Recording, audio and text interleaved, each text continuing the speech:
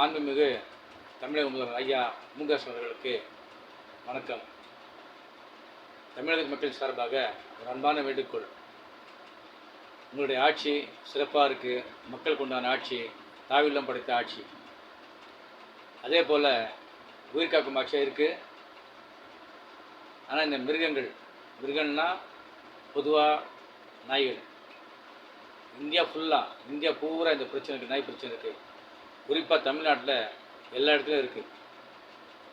பெரியவர் முதல் சிறியவர் வரை எல்லாமே பாதிக்கப்படுறாங்க.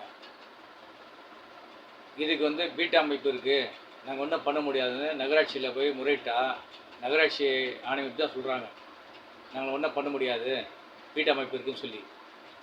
அதே மாதிரி சுகாதாரத்துறை அமைச்சர் சி.பி. ராதாகிருஷ்ணனும் அப்படி தான் பேசினார்.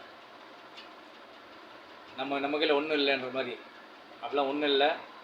தயவு செஞ்சு தமிழக முதல்வர் ஐயா மு.க. அவர்கள் இது ஒரு நடவடிக்கை எடுத்து நாய் தொல்லையிலிருந்து மக்களை காப்பாற்றணும். ஆனால் அன்பாக உங்களை வேண்டி கேட்டுக்கொள்வோம்.